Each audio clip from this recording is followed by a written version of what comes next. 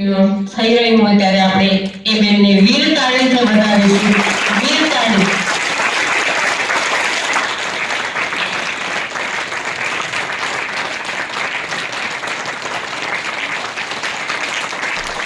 જોનને આ પ્રોગ્રામ કરવાની જે પ્રેરણા દીધી, જેને દીધી એને આ હું ગામે ગામ કરતા રહેજો. જે જરૂર પડે મને કહેજો. બોલો લક્ષ્મીનારાયણ ભગવાન કી.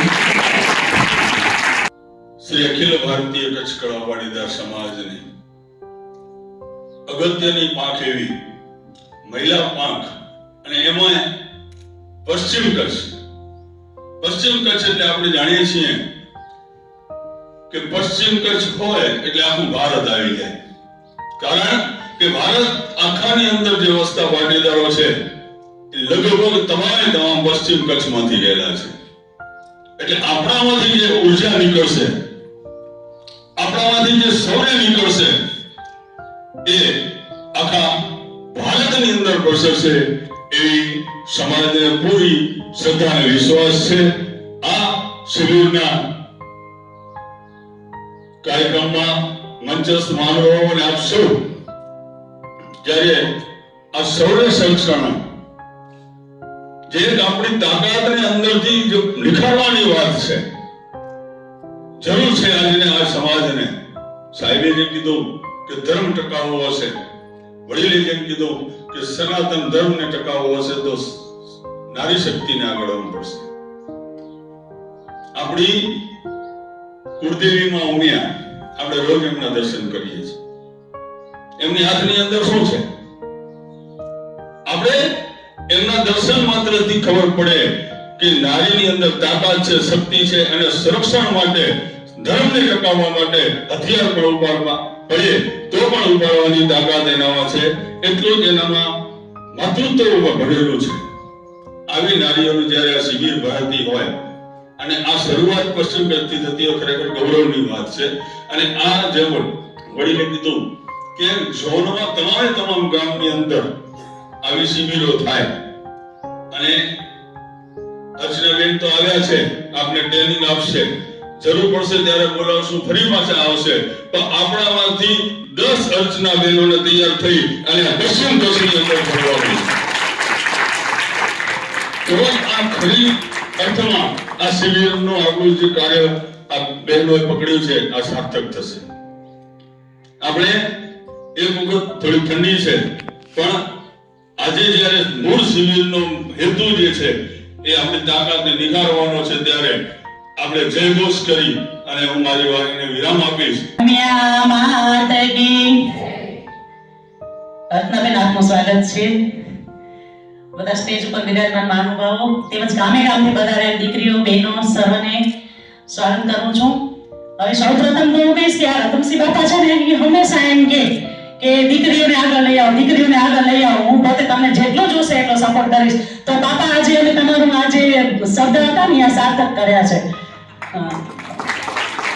અમે ત્યાં આજે વાર્તાલાપની મીટિંગ હતી ને કેન્દ્રીય મહિલા સંઘની, એના પણ ઘણા પણ અમે કાર્યક્રમોનું બધી રૂપરેખા તૈયાર કરી છે. એમાં પણ અમે આ દીકરીઓને આગળ લઈ આવવાના છે. કારણ કે સમાજની મેન દીકરીઓ જો આગળ વધશે ને તો ઓટોમેટિક આપણો સમાજ ક્યાં ને ત્યાં આગળ સરસ પહોંચી જશે. ને વધુ ટાઈમ ન લેતા, હજી પણ બહેનોની સંખ્યા થોડીક ઓછી આવી છે, હજી દૂરથી આવવાવાળા બહેનોને થોડુંક ટાઈમ લાગે.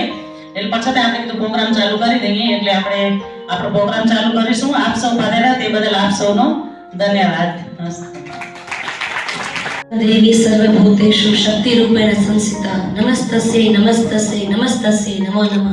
યા દેવી સર્વભૂતેષુ માતૃરૂપેણ સંસ્થિતા નમસ્તસ્યૈ નમસ્તસ્યૈ નમસ્તસ્યૈ નમો નમઃ.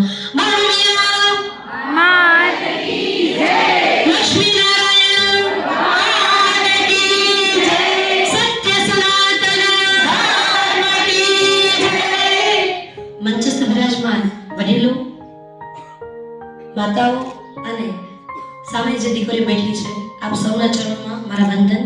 આપની અંદર રહેલા એ લક્ષ્મીનારાયણના અંશને હું વંદન કરું છું. 2 જ મિનિટમાં, કેમ કે વડીલોને મોડું થાય છે, પ્રેરણાશ્રી શિબિર છે શું?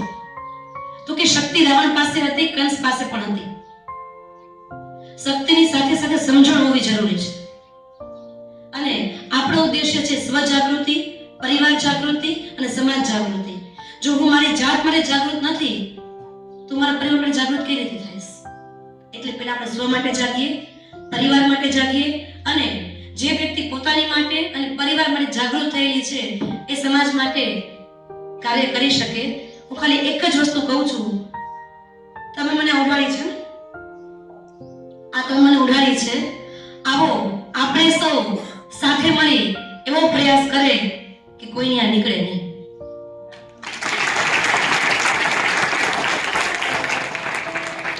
વર્તમાન સમયમાં પરિસ્થિતિ જે છે એને ધ્યાનમાં રાખીને સંતોએ કીધું કે સમાજમાં આધ્યાત્મિક ઉર્જાનું જાગરણ જરૂરી છે, અને એટલા માટે આપણે સમાજમાં 51 કરોડ રામ રામ મંત્રનું અભિયાન ચાલુ કર્યું, જે અંતર્ગત મને આનંદ થાય છે કે ઈશ્વરની કૃપાથી અને સમાજના પ્રેમથી કચ્છના 10 તાલુકાના 9 તાલુકાના 114 ગામમાં આ અભિયાન ચાલુ છે. અને આપણે કીધું હતું કે જે પરિવાર રામ રામ અભિયાનમાં જોડાય છે એવા પરિવારના તમામ બહેનોને આપણે શસ્ત્ર દીક્ષા આપવાના છીએ. 11,000 બહેનોને આપણે શસ્ત્ર દીક્ષા આપવાના છીએ. આગામી 5 મહિના પછી જૂનમાં કાર્યક્રમ રાખવાનો વિચાર છે.